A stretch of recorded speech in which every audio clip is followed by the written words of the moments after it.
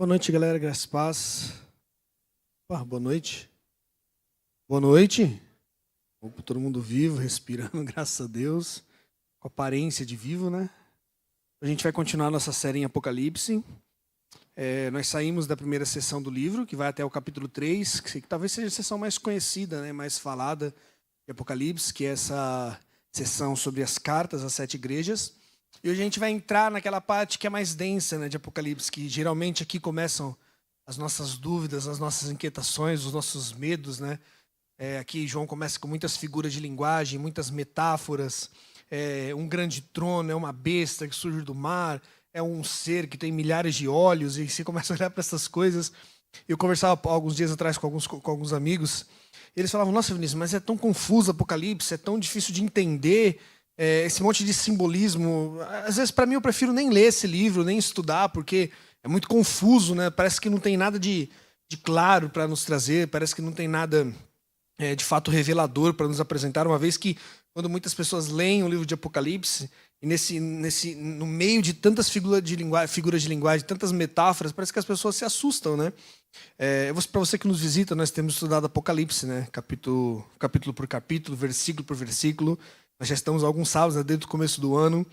E agora que nós chegamos nesse capítulo 4, e como eu disse, aqui nós vamos começar a entrar no segundo ponto tratado pelo livro. Então, do capítulo 1 até o capítulo 3, nós temos a narrativa das cartas, né, a revelação de Cristo no capítulo 1, o Cristo glorificado. Em diante nós temos as cartas às 7 igrejas. E do capítulo 4 até o capítulo 8, nós vamos ter a apresentação daquilo que nós chamamos dessa grandiosidade que é o céu e da obra de Cristo. Nós vamos ver João falando sobre o céu, sobre o trono celestial, nós vamos ver João falando sobre os 7 selos. Então, essa sessão do livro de Apocalipse é muito importante para que nós possamos entender o resto do livro. Hoje nós só vamos conseguir caminhar por 3 versículos. Nós vamos ler o capítulo todo, capítulo 4, verso 1 ao 11, mas nós só vamos falar hoje só até o verso 3. São muitos elementos para a gente parar e estudar, e é importante, nós não temos pressa, né, nessa série, então é muito importante que a gente consiga estudar ao máximo, versículo por versículo, até porque é importante a palavra de Deus para as nossas vidas, né? Vamos abrir a nossa Bíblia então em Apocalipse 4, do 1 ao 11. Nós vamos ler o texto inteiro, mas lembrando, hoje nós vamos falar até o verso 3. Vou ler a Nova Almeida atualizada. Diz assim: depois destas coisas, olhei, e eis que havia uma porta aberta no céu. E a primeira voz que ouvi, que era como de trombeta, ao falar comigo, disse: suba até aqui, e eu lhe mostrarei o que deve acontecer depois destas coisas. Imediatamente eu me achei no Espírito, e eis que havia um trono armado no céu, e alguém que estava sentado no trono. E esse que estava sentado era semelhante no aspecto à pedra de jaspe e ao sardônio. E ao redor do trono havia um arco-íris, semelhante no aspecto à esmeralda. Ao redor do trono havia também 24 tronos, e neles estavam sentados 24 anciãos, vestidos de branco e com coroas de ouro na cabeça. Do trono saíam relâmpagos, vozes e trovões, e diante do trono estavam acesas 7 tochas de fogo, que são os 7 Espíritos de Deus. Diante do trono havia algo como um mar de vidro, semelhante ao cristal. No meio do trono e à volta do trono havia também 4 seres viventes, cheios de olhos por diante e por detrás. O primeiro ser vivente era semelhante a um leão, o segundo era semelhante a um novilho, o terceiro tinha o rosto semelhante ao do ser humano, e o quarto ser vivente era semelhante à águia quando está voando. E os 4 seres viventes, tendo cada um deles, respectivamente, 6 asas, estavam cheios de olhos ao redor e por dentro. Não tinham descanso nem de dia e nem de noite, proclamando: Santo, Santo, Santo é o Senhor Deus, o Todo-Poderoso, aquele que era, aquele que há, que é e que há de vir. Sempre que esses seres viventes davam glória, honra e ações de graças ao que está assentado no trono, ao que vive para todo sempre, os 24 anciãos se prostravam diante daquele que está sentado no trono, adoravam o que vive para todo sempre e depositavam as suas coroas diante do trono, proclamando: Tu és digno, Senhor e Deus nosso, de receber a glória, a honra e o poder, porque criaste todas as coisas e por tua vontade elas vieram a existir e foram criadas. Vamos orar a Deus? Senhor nosso Deus, nós te louvamos, Pai. em especial por esta porção da Tua palavra, ó Deus, que nos fala da Tua glória, do Teu poder, da Tua majestade, Senhor. Ó Deus, muito obrigado, Pai, porque o Senhor preservou, Deus, esse texto para que nos enchesse de esperança e alegria nos dias de hoje, Pai. Muito obrigado porque a palavra do Senhor é palavra para os nossos corações, para a sua igreja, Pai. Deus, para que possamos enfrentar este mundo e viver, ó Deus, no meio deste mundo, Pai. Vivendo para a Tua glória, como fiéis testemunhas do Senhor, Pai. Ó Deus, que o Senhor nos abençoe no estudo desse texto, que o Senhor enche os nossos corações de alegria, de esperança, de temor do Senhor, Pai. Em nome de Jesus, Pai. Que a Tua palavra, Deus, possa nos ferir. E que possamos amar o Senhor, Pai. Que possamos amá-lo ainda mais, Pai. Ó Deus, em nome de Jesus, fica conosco, Pai. Nós carecemos do Senhor e da sua luz. Em Cristo que nós oramos, Pai. Amém, Senhor. Como eu disse, nós já passamos pela primeira sessão do livro de Apocalipse, que vai do capítulo 1 até o capítulo 3. Basicamente, se resume a mostrar a glória de Cristo, ou o Cristo glorificado ali no capítulo 1. A realidade terrena da igreja, representada nas 7 igrejas da Ásia Menor. Como eu disse, existiam várias outras igrejas na Ásia Menor. Mas João escolhe aquelas para representar a real situação da igreja terrena naquela época.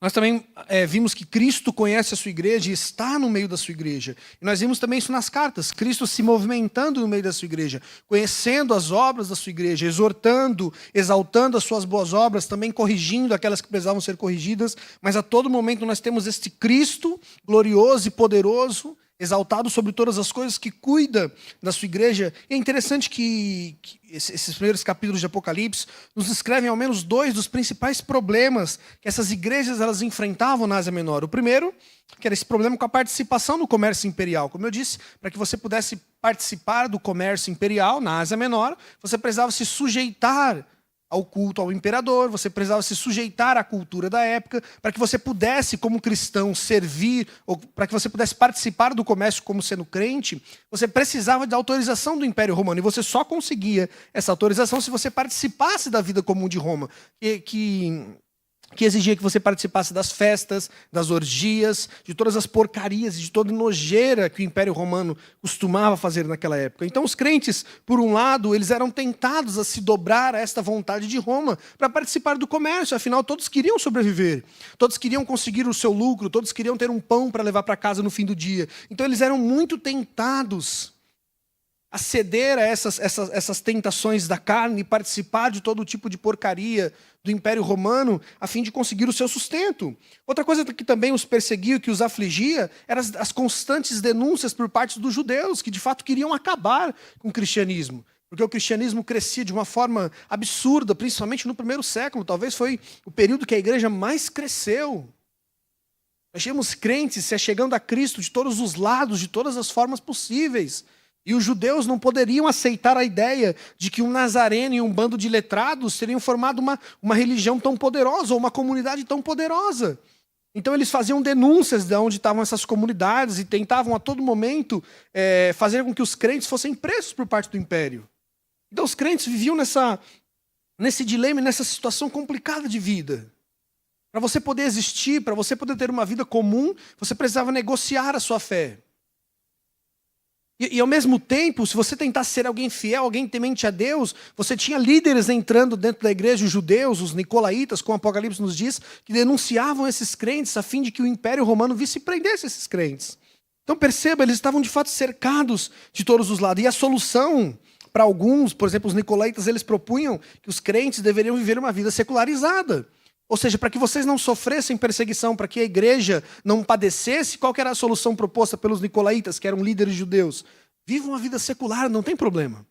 Vocês podem servir a Deus, vocês também podem servir a outro senhor, a Baco, nos cultos ou nos bacanais. Né? Hoje nós temos essa ideia, né, de um cara que é bacana. A gente acha que isso é bom, isso não é bom. Essa palavra bacana vem dessa ideia dos bacanais, ou das orgias públicas, que eram feitas ao deus Baco em Roma. O deus Baco era o deus do vinho. As pessoas bebiam vinho e ali cometiam todo tipo de prostituição. Os pais levavam as suas filhas para se prostituírem e para serem possuídas por outros homens que eles nem conheciam. E eles acreditavam que toda essa celebração, que toda essa bebedeira e essas orgias agradavam o deus Baco. Agradavam a deusa... Esqueci o nome da deusa agora, mas era a deusa do amor. Então eles acreditavam que, de fato, essas coisas subiam como um aroma suave à presença desses deuses. Afrodite é deusa do amor. Então a solução proposta pelos nicolaítas era essa: ó, não tem problema vocês como crentes participarem destas coisas. Os outros líderes religiosos ou os falsos profetas que estavam adentrando da igreja, nós conhecemos muito bem, quando lemos as cartas, que alguns falsos profetas também se levantaram no meio daqueles irmãos, e eles também propunham essa vida secularizada. Afinal, eles acreditavam que, como o seu espírito já estava salvo, independente daquilo que você fizesse com a sua carne, você não poderia perder a sua salvação. Nós conhecemos uma famosa mulher assim, Jezabel, que se prostituía e que fazia com que os crentes se prostituíssem também. E ela propunha aos crentes justamente esta vida, onde o seu espírito estava salvo e você acreditava nisso, então você podia viver de qualquer forma, você poderia se entregar às paixões do seu coração. E essa era a saída proposta por esses líderes. Então perceba, a igreja estava cercada de todos os lados, e eles corriam, de fato, perigo. Ou eles eram mortos pelo império, porque serviam a Deus, ou eles eram mortos espiritualmente porque serviam ao império. Eles estavam dentro desse grande dilema. Sabe, o que a gente faz? E esse dilema ele se dava pelo fato de que havia um trono estabelecido na terra, o trono de Roma, o trono de César. Era Roma que ditava a forma como a Ásia Menor vivia. Roma havia dominado todo aquele império e eles determinavam como as pessoas deveriam viver. Então os crentes, eles viviam sob constante pressão, porque havia um reino dominante, e ele exigia que para que você pudesse viver naquele reino, você fizesse tudo o que César, que era considerado como Deus, quisesse. E perceba que toda a Europa, a Ásia e parte do norte africano estava dominado pelo Império Romano. Foram mais de 500 anos de domínio e talvez seja o maior império em poder bélico, em poder militar que o mundo conheceu. De 27 a.C. a mais ou menos 476 depois de Cristo, Roma dominou quase todo o mundo conhecido. E a pergunta que fica é: como que uma igreja frágil pode sobreviver a esse poder avassalador e destrutível de Roma? Hoje nós não sabemos o que é isso. Nós temos a nossa liberdade religiosa garantida por lei até. Nós podemos nos reunir, prestar o nosso culto ao Senhor. Nós podemos falar de Jesus abertamente nas praças, nós vamos fazer isso dia 10. Se você não colocou seu nome lá para participar do evangelismo público, fica aí um chamado. Nós temos essa liberdade. Mas os nossos irmãos do primeiro século não a tinham.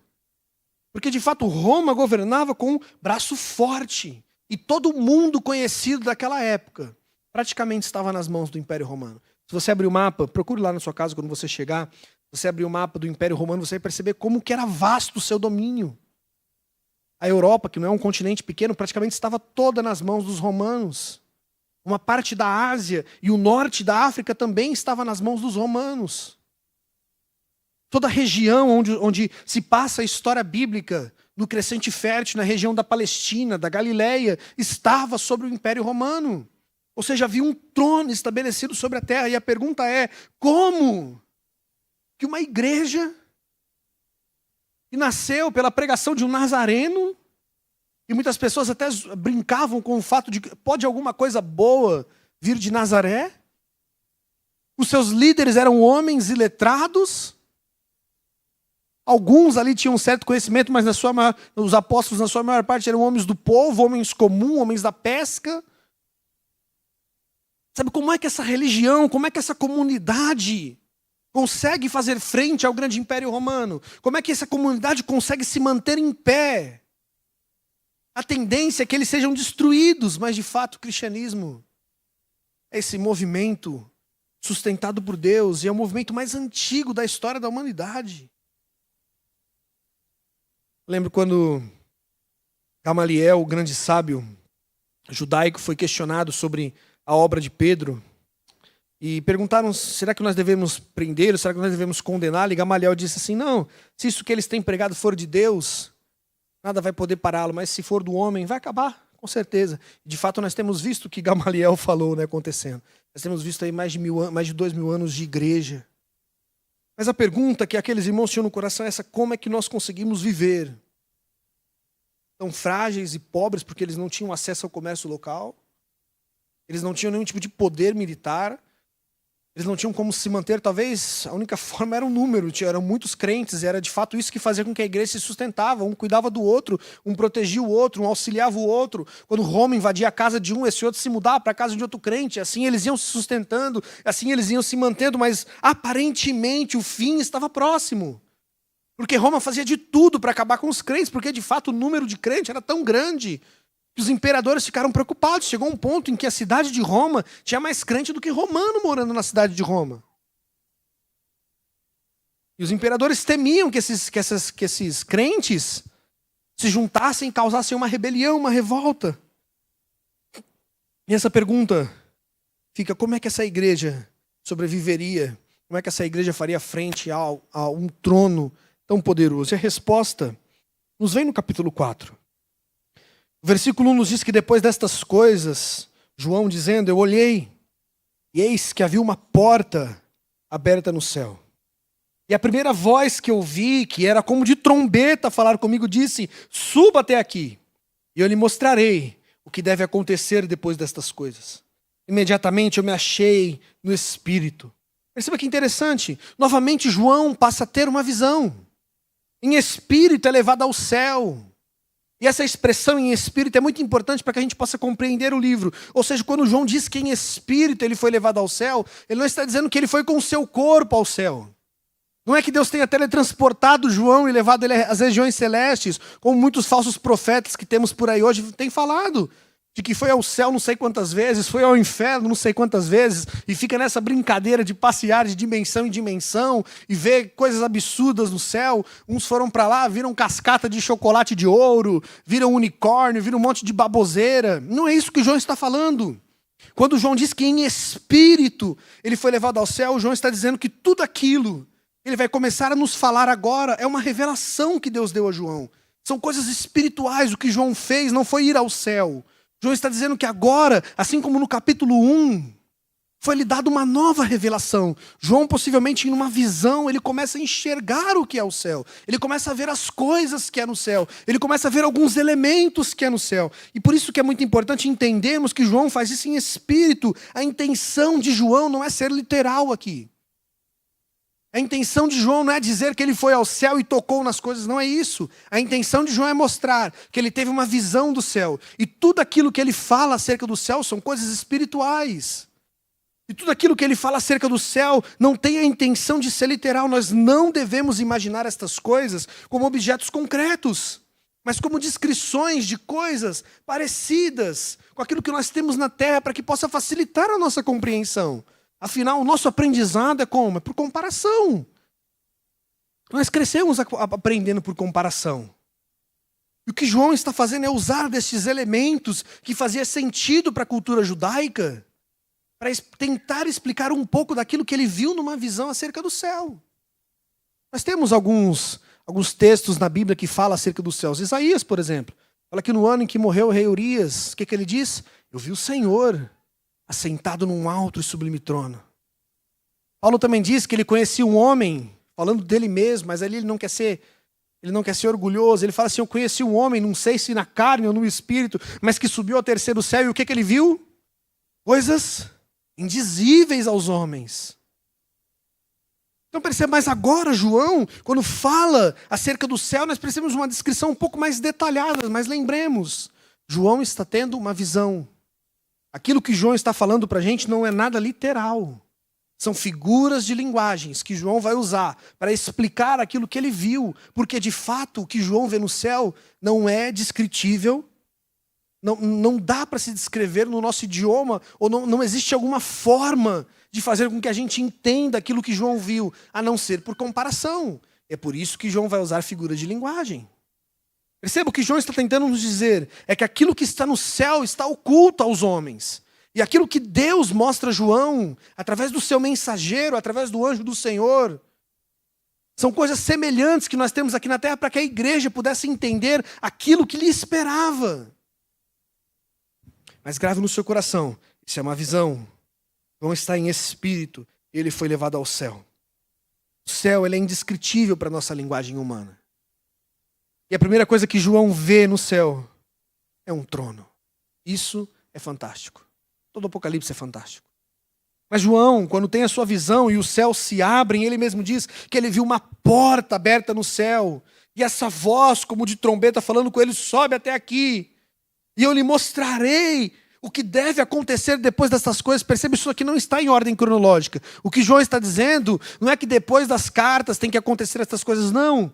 João está continuando dizendo, estou tendo mais uma visão acerca daquilo que é o céu. Lembra do que eu disse no capítulo 1 de Apocalipse, sobre as coisas que deveriam acontecer, as coisas que eram necessárias acontecer para a igreja? João está descrevendo aquilo que era necessário acontecer com a igreja. E ele está dizendo que quando ele sobe aos céus em espírito, a primeira coisa que ele vê é que havia um trono armado no céu. Perceba, João está diante das grandezas dos céus. E a primeira coisa que Deus mostra a João é o seu trono. Não são coisas triviais ou coisas secundárias, como eu disse, como a gente vê muitos falsos profetas dos nossos dias, falando que viu, que foi ao céu e viu um monte de coisa absurda, e a igreja glorifica como se aquilo fizesse sentido. Não é isso. A primeira coisa que Deus mostra a João é que no céu existe um grande trono. E a ideia deste trono que foi armado no céu é de que é um trono que foi estabelecido, que foi colocado por alguém. E esse alguém é Deus. Ele estabelece o seu trono sobre os céus. Lembra quando Davi tenta construir uma casa a Deus? Um templo? O que Deus diz a Davi? Davi, você quer construir uma casa para mim? Os céus é o meu trono, Davi. A terra é estrado para os meus pés. Não existe nada neste mundo que pode me conter, Davi. E percebe o que João vê, este grande céu, tomado por este grande trono de Deus. Perceba, antes de qualquer coisa, Deus faz questão de mostrar a João e à igreja o seu trono. E essa expressão nos fala do governo, da realeza, do poder e da autossuficiência desse Deus. João vê um trono e Deus está alertando João. João, existe um trono que é acima de todos os tronos da terra. Enquanto na terra nós tínhamos o trono de César, que governava o mundo conhecido, com mãos de aço, com tirania. Agora João, na sua visão, vê que acima de todas as coisas, existe um trono muito maior que preenche os céus, que é superior ao reino dos homens, que é muito maior do que o governo de Roma, que é muito mais poderoso do que o trono de Roma. E perceba que embora a igreja parecesse frágil diante do trono de César, embora parecesse difícil resistir a esta vida proposta por Roma, Deus está dizendo a João, João, fica tranquilo, existe um trono sobre a terra. E não é o trono de César que governa o mundo. Perceba, a realidade terrena da igreja aponta para o governo de César. Mas o que Deus está falando é que, João, para você poder interpretar o mundo de uma forma correta, você não pode olhar para as coisas terrenas. Porque se você olhar para este mundo, realmente a impressão que dá é que Satanás o governa. Se você olhar para a realidade da nossa nação, às vezes temos a tentação de acreditar que não é Deus que governa isso aqui, porque de fato parece um circo. Como diz o ditado, né? Se cobrir vira um circo, se cercar vira um curral. É assustador olhar para a nossa realidade, porque de fato faz jus ao texto bíblico quando diz que o mundo jaz do maligno. Não no sentido de que esse mundo é do diabo, mas no sentido de que as pessoas deste mundo vivem como se o diabo, como Satanás fosse o grande rei.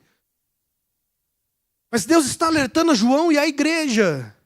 Existe um trono que é muito maior do que os tronos da terra. Roma foi um grande império, foi. Existiram vários outros impérios. Até os próprios judeus tiveram um grande rei, Davi. Vários tronos já foram estabelecidos sobre a terra. Mas o que Deus está alertando João, existe um verdadeiro rei sobre a terra. Este rei se assenta na eternidade, ele se assenta nos céus. A terra não pode caber este rei. A terra não pode conter a grandeza desse Deus. Sabe, a terra não pode conter o poderio deste Deus. Embora Roma parecesse poderoso, porque usava sua força bélica, usava o seu poderio militar para de fato enfraquecer as nações e para destruir os seus inimigos. O que Deus está dizendo a João: João, você deveria temer este trono que está nos céus, porque é muito maior do que Roma. César não é o governante deste mundo, o governante deste mundo é Deus. Nós não podemos enxergar a realidade terrena com base naquilo que nós vemos aqui. O que Apocalipse está alertando a igreja é que eles deveriam olhar para a eternidade, olhar para aquilo que viria, olhar para o grande céu de Deus e entender que há um rei, que há um trono, que há um governo sobre todos os governos do mundo.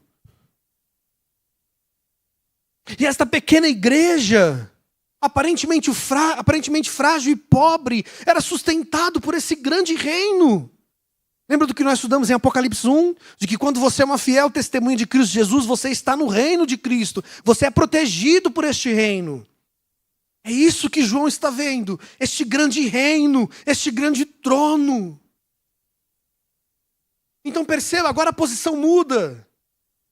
Se olharmos apenas com o olhar terreno, a igreja de fato era muito fraca diante de Roma. Mas quando nós olhamos para aquilo que João vê nos céus, nós entendemos que o reino de Deus é muito mais poderoso que o reino dos homens. Nós somos frágeis diante desse reino. César não é nada diante desse reino. Perceba, nosso mundo é governado por alguém muito maior do que qualquer potestade celestial ou terrena. Quem dita as regras do jogo e como a vida deve suceder é o grande rei da terra, é Deus. Tudo que nos sucede nesta vida é amando do grande rei. As alegrias, as dores, são de fato por ele administradas, a fim de que nos pareçamos mais com Cristo. Mas nada na nossa vida acontece se não for amando do grande rei. O mundo não foi abandonado por Deus. Essa ideia de que Deus criou as coisas, puxou a corda do tempo da existência e falou agora se vira, isso não existe. Porque Deus está dizendo: João, há um trono bem estabelecido nos céus. Mas essa descrição não para por aí. Perceba, João não vê somente um trono. João disse que nesse trono estava sentado alguém. E esse alguém é o grande rei da terra. João está dizendo que o reino é importante porque alguém reina. João está dizendo que nesse trono celestial, que é maior do que qualquer trono terreno, havia um rei. E eu não sei se essa mensagem traz esperança para você ou não, mas para mim me enche de esperança. Saber que sobre a terra há um rei. De que a nossa vida não é governada pelo acaso. De que o mundo dos homens não é regido pela tirania dos poderosos. De que o nosso mundo sempre foi regido pelo grande rei da eternidade, que criou todas as coisas, que trouxe à existência tudo pelo seu poder, e pela sua palavra, fez todas as coisas existirem da forma como ele quis. João está dizendo que este grande rei, ele continua lá, sentado no seu trono. Ele não perdeu a sua majestade, ele não perdeu o seu governo. Tantos anos de história, e ele continua no mesmo lugar, regendo todas as coisas com autoridade, com soberania. Em especial, regendo a vida da sua igreja. Ele continua no trono, cuidando da sua igreja. Ele é poderoso. Isso deve encher os nossos corações de esperança. Eu me lembro do filme, da trilogia, né, Senhor dos Anéis, do Tolkien. E uma das cenas que mais me traz esperança e que mais me alegra no filme é quando tem aquela grande luta dos três exércitos. E do nada, sobre a montanha, aparece a figura do rei. Esqueci o nome do personagem agora. Mas ele aparece como o governante da terra, o governante da cidade. Quando ele aparece, as pessoas se enchem de alegria, se enchem de esperança. Então começam a lutar com alegria e com esperança. É mais ou menos essa imagem que parece que me traz à mente quando João apresenta isso para aqueles irmãos. Perceba, talvez para a gente não cause tanto impacto. Mas para aqueles irmãos que eram pressionados de todos os lados, sofrendo perseguição, Deus está dizendo: olhem para cima, existe um rei sobre a terra. E aqui o coração se enche de esperança. Porque se existe um rei sobre a terra, daquilo que sucede à igreja está sob o controle do rei. Roma está matando crente, está botando fogo em gente nas suas arenas. Sabe, Roma está colocando os irmãos estacados, empalados nas suas ruas para acender, iluminar as estradas romanas. Era isso que Roma fazia, botava fogo em crentes só para iluminar a cidade. Mas João está falando, não se esqueça, estas coisas que devem nos suceder, que devem acontecer à igreja, estão sob o domínio do grande rei da terra. Ele não perdeu o controle. Roma não faz aquilo que quer. É como Lutero dizia, o diabo é o cão de Deus. Não existe nada neste mundo mais poderoso do que aquele que criou todas as coisas. Não existe nada nesse mundo, nenhuma potência nuclear, nenhum soberano tirano, nenhum jurista maluco que seja tão poderoso quanto o grande rei da terra. Todos os homens estão nas mãos do Senhor. Todos. João no versículo 3 diz que esse que estava sentado no trono, ele era semelhante no aspecto à pedra de jaspe, ao sardônio. E ao redor do trono havia um arco-íris, semelhante no aspecto à esmeralda. Perceba, João ele usa essas três figuras de linguagem de três pedras preciosas conhecidas pelos judeus, a jaspe, o sardônio e a esmeralda, para descrever aquele que estava sentado no trono. Essas metáforas, elas possuem um significado especial para o judeu e nos remetem à história da redenção ao longo do Antigo Testamento. Vamos vê-las de forma separada. A primeira pedra da jaspe. Essa pedra ela é muito importante no livro do Apocalipse. Essa pedra de fato é a pedra mais valiosa e importante para João. No capítulo 21, quando nós vemos João descrevendo a cidade santa, ele diz na sua visão que ele vê a cidade.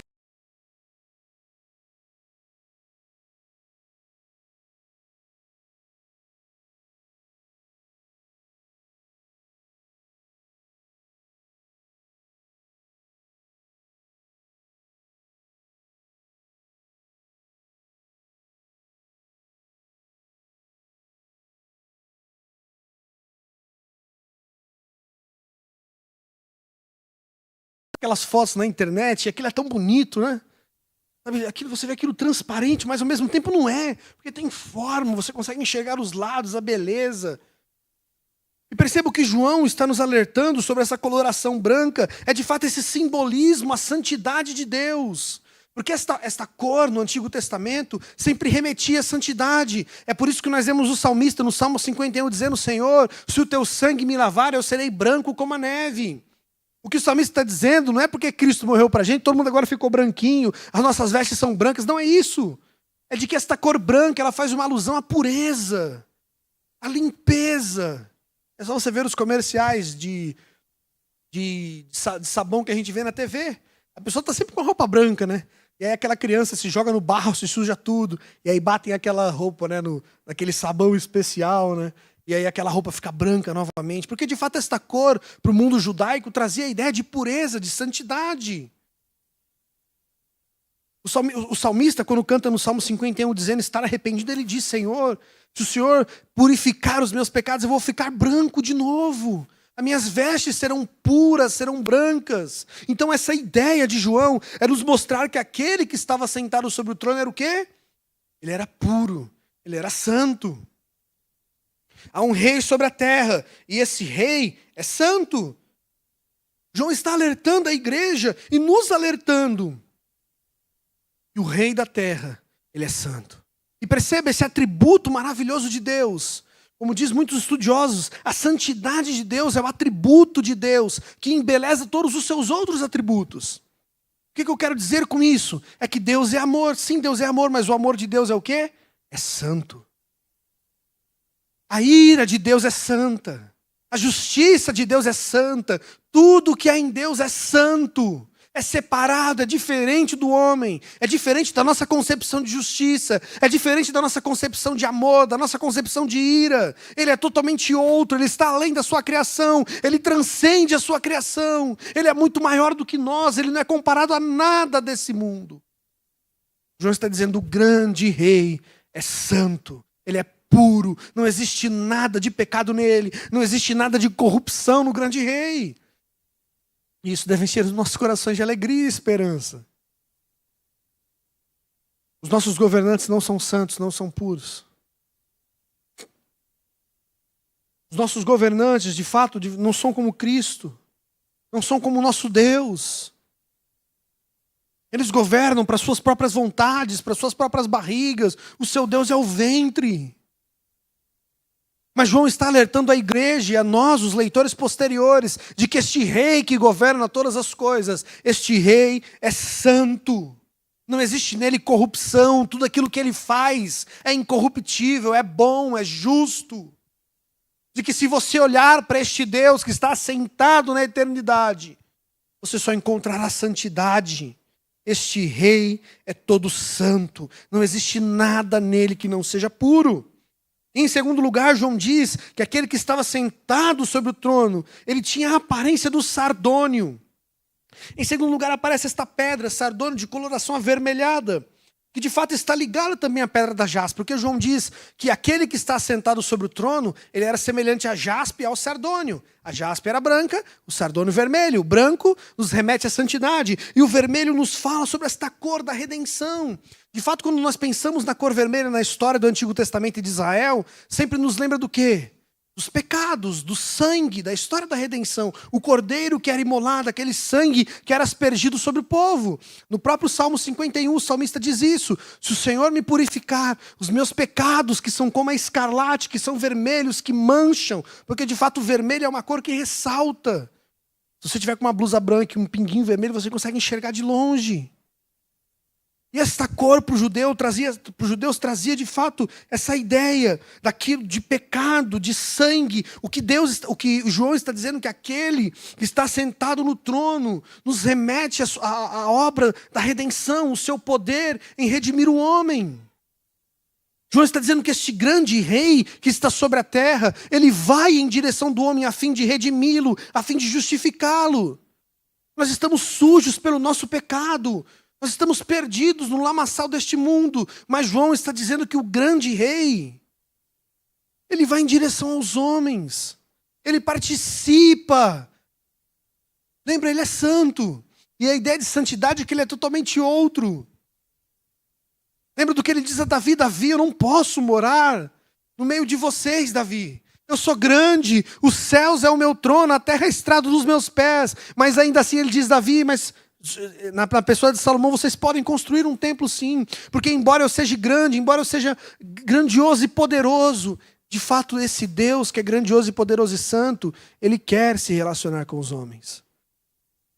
E de fato esta cor que João vê sobre o trono, ela faz alusão a esse Deus que se relaciona com os seus filhos, a esse Deus que limpa o pecado dos seus filhos, a esse Deus que purifica através do sacrifício do seu filho, o seu povo. Você consegue perceber que tudo aquilo que João está vendo faz alusão à grande obra de Cristo? Faz alusão ao grande plano de Deus na eternidade.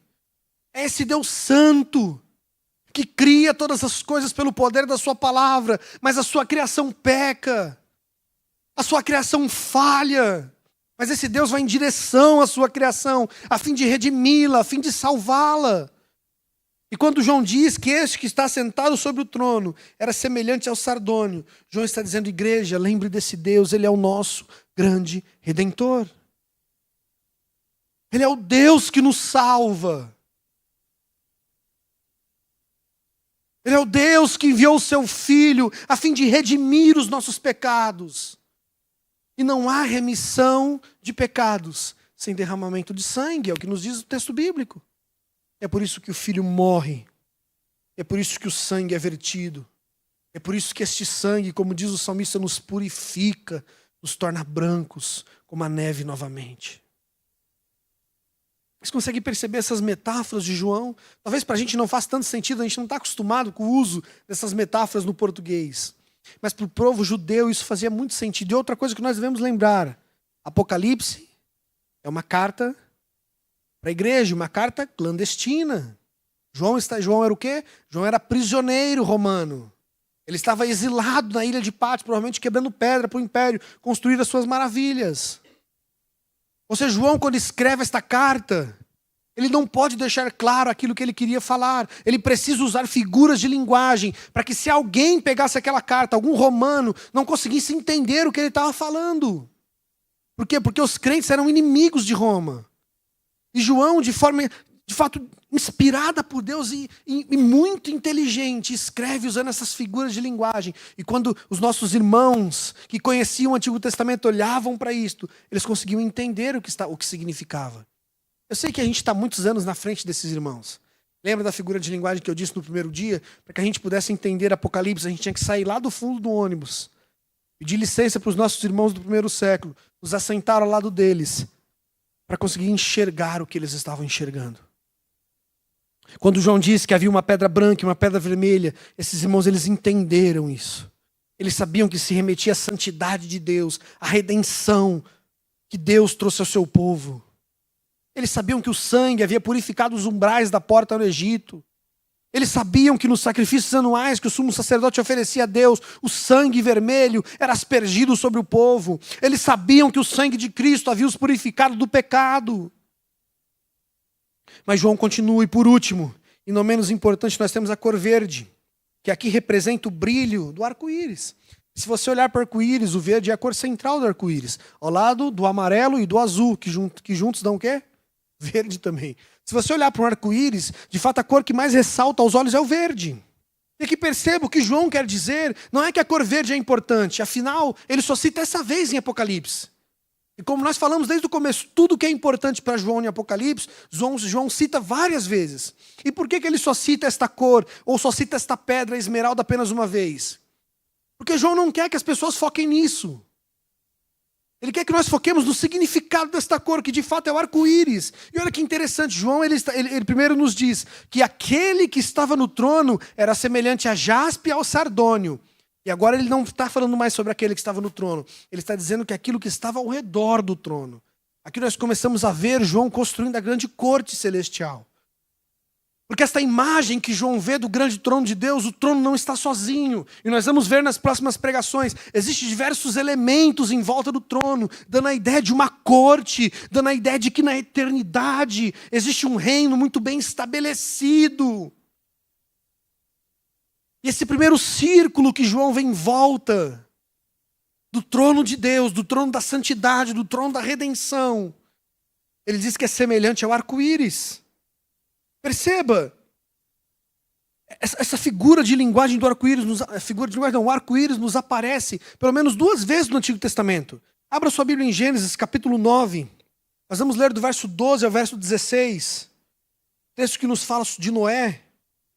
Gênesis 9, do 12 ao 16, diz assim: Deus disse, gravem bem isto, este é o sinal da aliança que faço entre mim e vocês, e entre todos os seres vivos que estão com vocês, para todas as futuras gerações. Versículo 13 diz assim: eu porei o meu arco nas nuvens, e ele será por sinal da aliança entre mim e a terra. Quando eu trouxer nuvens sobre a terra, e nelas aparecer o arco, então me lembrarei da minha aliança, firmada entre mim e vocês, e todos os seres de todas as espécies, e as águas não mais tornarão em dilúvio para destruir todos os seres viventes. O arco estará nas nuvens, e eu verei, e me lembrarei da aliança eterna entre Deus e todos os seres vivos, de todas as espécies que há sobre a terra. Aqui nós temos um momento em que Deus cria o arco-íris. Logo após o fim do dilúvio, Deus sela essa aliança com Noé. E ele põe um arco nos céus, colorido, para dizer: Noé, isto simboliza a aliança entre Deus e os homens.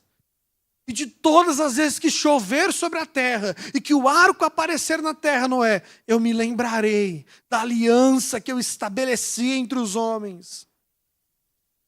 Ezequiel 1:28 nos diz, como o aspecto do arco que aparece nas nuvens em dia de chuva, assim era o resplendor ao redor. Aqui Ezequiel está falando sobre a visão que ele tem do trono. Esta era a aparência da glória do Senhor. E ao ver isto, eu caí com o rosto em terra e ouvi a voz de quem me falava. O arco-íris era o símbolo da misericórdia de Deus. Deus não mais mataria todos os homens. E ele disse que ele colocou este arco no céu para que ele mesmo se lembrasse dessa aliança. Não como se Deus esquecesse de alguma coisa, mas para que os homens, ao olhar para isso, lembrassem: Deus não mais nos matará. Ele estendeu a sua destra de misericórdia a nós. Por causa de Cristo Jesus, Ele nos tolera. Eu não sei se você tem essa lembrança quando você vê um arco-íris no céu. É porque hoje, nos nossos dias, o arco-íris simboliza muitas outras coisas, né? Mas só existe uma verdade acerca dele. Ele simboliza a grande aliança de Deus e os homens. Ah, Vinícius, mas isso era para o Antigo Testamento? Não. Todas as vezes que você vê um arco-íris no céu, lembre: Deus não mais nos matará. Ele é misericordioso. Ele estendeu a sua mão a nós. Na nossa casa, onde nós moramos hoje, a janela fica de frente para a nossa mesa. Ela bate muito sol na parte da manhã. E quase todos os dias pela manhã, o reflexo da janela batendo na parede forma a figura de um arco-íris. Os meninos olham para aquilo: papai, um arco-íris, um arco-íris. Eles acham que de fato é lindo, né? Diversas cores. Mas sempre o que vem à minha mente é isso: é a aliança de Deus e os homens. A misericórdia grandiosa de Deus, que deveria nos matar por quem somos, mas não nos mata por quem Ele é, porque Ele é bom, porque Ele é justo e é amoroso. Perceba, João diz que em volta deste trono está a manifestação da aliança de Deus, a misericórdia de Deus manifestada na figura do arco-íris. Perceba que em Noé, Deus estava salvando a humanidade de si mesma, e agora Ele olha para João e diz: João, eu estou salvando os meus, João.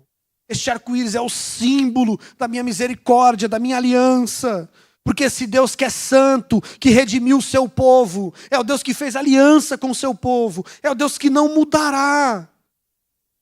Nós podemos olhar para o grande rei da terra certos de que esse Deus que nos ama hoje, Ele nos amará para a eternidade, porque Ele não pode mudar. Ele não pode deixar de ser um bom rei.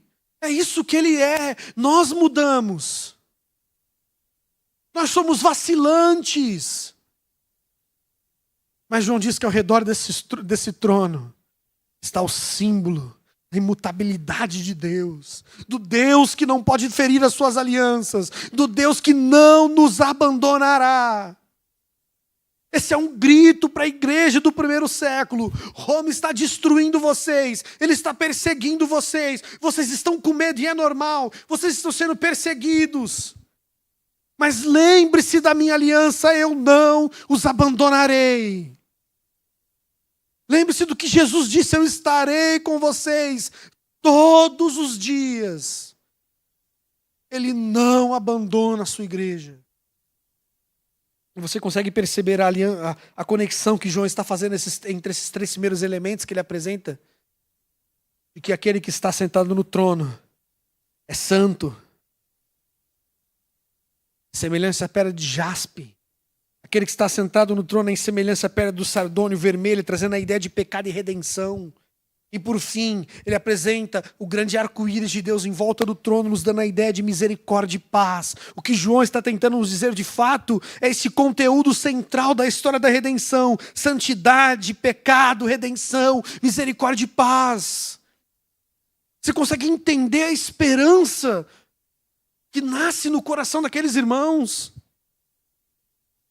E essa esperança deveria nascer nos nossos corações. Nós vamos parar por aqui, não vamos continuar mais no capítulo 4.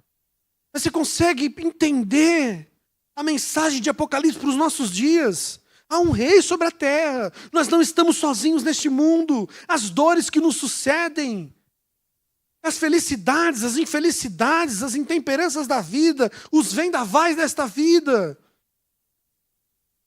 estão debaixo do governo eterno desse Deus. E esse Deus que nos governa é santo, estendeu a sua destra a fim de nos redimir. E esse Deus firmou conosco uma aliança. Você consegue ver como você é amado? Você sabe quem você é. Eu sei quem eu sou. Eu posso afirmar com clareza que de todos os miseráveis que eu conheço, eu sou o pior dele. Nós sabemos o quão desgraçado nós somos. Você sabe o quão desgraçado você é. Você sabe o que você pensa. Você sabe as motivações do seu coração. Você sabe disso. Ninguém aqui precisa ficar revelando seus pecados, não. Você já sabe o desgraçado que você é. Como diria o famoso escritor, se alguém falar mal de você, fique feliz, porque talvez ele não te conheça bem o suficiente para falar mais mal ainda. Né? Nós somos miseráveis. Entre nós e a santidade de Deus existe uma lacuna enorme. Ele é totalmente outro. Mas existe a mão de Deus estendida a nosso favor. É isso que é fantástico nesse Deus. Porque esse Deus que é santo se relaciona com pessoas como nós. A mensagem de Deus à igreja em Apocalipse e à nossa igreja é de que Ele continua nos governando. Ele continua cuidando da nossa vida. Sabe, Ele continua governando a nossa nação, embora a gente ache que não. Embora a gente ache que porque o Lula ganhou, é Satanás que está governando. Talvez eles se pareçam um pouco. Mas existe um rei sobre a terra. Nem Bolsonaro, nem Lula, nem esquerda, nem direita, nem Trump, nem Putin. Nem o outro Xing Ling lá, que é meio doido também. Nenhum desses homens exerce o governo que Deus exerce. Fico até com medo, né? Meu celular chinês vou começar a voar e explodir aqui, né? Aquele detectou aqui uma ameaça ao governo chinês. Mas perceba, esses homens não governam o nosso mundo. João está dizendo, as igrejas da Ásia a nós, Deus é que governa o nosso mundo. Então, aquilo que deve descer à nossa mente é que se Deus governa o nosso mundo, se Ele é o rei mais poderoso que existe, por que nós deixamos que esse mundo e que o pecado governe o nosso coração? Sabe, se Deus é o governante da existência, por que eu vivo como se eu estivesse no império das trevas? Se Deus é o rei deste mundo, e se as leis deste Deus devem ser respeitadas, por que eu não as respeito? Por que eu peco contra o Senhor? Porque eu vivo como eu não deveria viver? Se há um rei sobre a terra, porque eu não sou um bom vassalo? A mensagem de Apocalipse é um alerta aos nossos corações, porque se existe um rei sobre a terra, a forma mais prudente de se viver é respeitando este rei, é considerando este rei, é considerando o seu governo, é considerando o seu domínio, é vivendo de forma digna de Cristo. E Apocalipse resume isso numa frase. Qual que é a frase que eu sempre falo que é a frase mais importante em Apocalipse? Alguém consegue lembrar? Ninguém? Que triste. Alguém deve lembrar, com certeza. Ninguém lembrou? Fiéis testemunhas de Cristo. É para isso que Apocalipse foi escrito, para que nós sejamos fiéis testemunhas de Cristo. E fiéis testemunhas de Cristo seguem a lei de Cristo. Vivem debaixo do governo de Cristo. Vivem como se Cristo governasse o mundo. Percebe? Isso aqui é importante. Você não pode viver como se o seu patrão governasse o mundo. Ele não governa. Ah, Vinícius, mas ele pode me mandar embora se eu não fizer aquilo que ele está mandando. Ele pode. Mas ele não é o rei da sua vida. O seu namorado não é o rei da sua vida. Você não deve fazer aquilo que ele quer.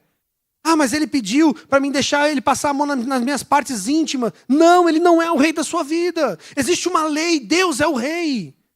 Você não pode viver como se o seu amigo, como se o seu amor platônico fosse o rei da sua vida. Não é o rei. O rei da nossa vida é Jesus Cristo. Você não deve viver como se o seu pastor fosse o rei da sua vida. Ele não é. Você não deve viver como se as suas vontades governassem a sua vida. Porque existe um rei sobre a terra. Esse rei é Deus. E nós devemos viver da forma como Ele nos exige viver. E qual que é a primeira coisa que João diz acerca deste rei? Ele é santo. Ou seja, aqueles que estão no seu reino precisam ser santos. Esse é o desafio da igreja do primeiro século. E esse é o mesmo desafio na nossa vida. É santidade. É não se parecer com o mundo. É se parecer com Cristo. Tanto na forma de falar, na forma de agir, na forma de se portar, na forma de responder às demandas da vida, na forma de resolver os conflitos e problemas. Se pareça com Cristo. E João está dizendo, faça isso, porque Ele foi a seu favor. Ele estendeu a destra de misericórdia. O amor de Deus, Ele deve de fato nos constranger. Ele nos amou. Sabe? Nós merecemos o inferno com toda a certeza do mundo. Somos criaturas desprezáveis. Mas o Rei da terra nos amou. Foi misericordioso conosco. Por isso que Ele estendeu no céu o símbolo da sua grande aliança. Que Ele não mais nos destruiria novamente. Sabe, Deus estabeleceu a sua aliança com pessoas como nós. Essa mensagem do Evangelho é loucura. É por isso que Paulo diz que é uma loucura. Uma loucura pensar um Deus santo habitando pessoas, vivendo perto de pessoas como nós. É uma loucura. É uma loucura pensar num Cristo justo, morrendo por pessoas como nós. Nós não faríamos isso.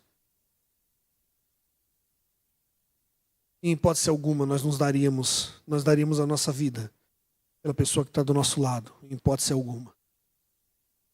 Ah, mas eu acho que o Léo pensou, não, ele disse por você, eu daria a minha vida, fica tranquilo. Mentira, não daria. Nós não faríamos isso. Ainda mais se nós conhecêssemos o interior dessas pessoas e sabêssemos que são tão pobres, miseráveis, pecadores, nós não faríamos. Mas o Rei de toda a eternidade que não precisava fazer isso, Ele fez. Ele se deu a nosso favor. E o chamado de Apocalipse, o chamado de Deus à igreja do século 21 é esse. Sejam fiéis testemunhas. Com base em quê? Com base na santidade desse Deus. Com base no seu grande amor, com base na sua aliança. Vivam de forma digna do Evangelho. Sei que o mundo acha que a igreja é um lugar de lunáticos, de loucos, de intolerantes, de retrógrados. A igreja é a noiva de Cristo. Nós temos as nossas regras, nós temos as nossas leis, porque Cristo estabeleceu. Então nós servimos, nós seguimos. Ah, mas se viver as leis de Deus implica divergência com o nosso mundo, implica rebelião contra o nosso mundo, então nós vamos ser assim, não tem problema. Ah, Vinícius, mas talvez eu não vou conseguir alcançar meus objetivos, os meus sonhos, não tem problema. Você não nasceu para alcançar os seus objetivos, os seus sonhos. Sabe, essa mensagem de que você nasceu para ser feliz e alcançar tudo que você quer é do diabo, tá? Não é de Deus. Essa conversinha de que tudo aquilo que os seus olhos veem, tudo aquilo que Deus te permite ver, tudo aquilo que você tocar, Deus vai te dar, isso é do Satanás, não é de Deus. A mensagem do Evangelho é viva como um santo. E aqueles que querem viver piedosamente, eles vão ser perseguidos. Eles vão incomodar. Eles vão ser caçados. Eles vão ser calados. O mundo fez isso com o nosso mestre. Quanto mais a nós. Mas o alerta de Apocalipse é: sejam fiéis testemunhas. Eu quase falei sejam. Sejam fiéis testemunhas de Cristo. Vai custar tudo. Eu sempre falo isso. Apocalipse sempre nos alerta sobre isso. O Evangelho vai te custar tudo. Vai custar seu dinheiro. Tem a tendência de ser o nosso Deus, né? Vai custar seu tempo, vai custar sua vida, seu sossego, vai custar tudo. Mas fique tranquilo. Um rei sobre a terra. Se você for uma fiel testemunha, você vai estar neste reino. E lembre-se, este reino que governa o mundo, que rege o mundo. Nós estamos seguros neste reino. Nós estamos seguros debaixo desse amor avassalador que nos alcançou. Vamos orar? Senhor nosso Deus, nós te louvamos, Pai. Deus, que rica misericórdia nos é apresentada, Pai. Muito obrigado por esse Deus santo que nos amou, Pai. Obrigado por essa mensagem desse Deus que é totalmente outro, que se importa conosco. Nos redimiu, que colocou nos céus e ao redor do seu trono o símbolo dessa aliança de misericórdia, de que nós não mais estamos em guerra com Deus, agora estamos em paz. Obrigado, Pai. Porque nós temos a plena convicção de que nós não estamos em paz, porque somos bons, porque somos fiéis testemunhas, nós estamos em paz, por causa do sangue do Cordeiro, que foi derramado pelos nossos pecados, Pai. De que nós estamos em paz, porque Cristo comprou esta paz, pagando a nossa dívida, e bebendo o cálice da ira de Deus em nosso lugar, Pai. Nós te louvamos, Pai. Ó Deus, não existe nada que possamos fazer, Pai, que demonstre, ó Deus, a gratidão que o Senhor merece, Pai. Então nosso único pedido é, Pai, use as nossas vidas para o Teu reino, Pai. Ó Deus, use as nossas vidas para Te servir, Pai. Ó Deus, possamos abandonar os nossos sonhos, os nossos planos, e usar as nossas vidas como sacrifícios vivos, de aroma agradável ao Senhor, Pai. Que possamos abandonar os nossos desejos, Senhor, para viver como fiéis testemunhas, ó Deus, mostrando Cristo, na forma como nos portamos em casa, no trabalho, na igreja, na rua, em qualquer lugar, mas nos faz fiéis testemunhas de Cristo, Senhor. Ó Deus, nós te louvamos por tão grande salvação, continua conosco, em Cristo Jesus que nós oramos, Pai. Amém, Senhor.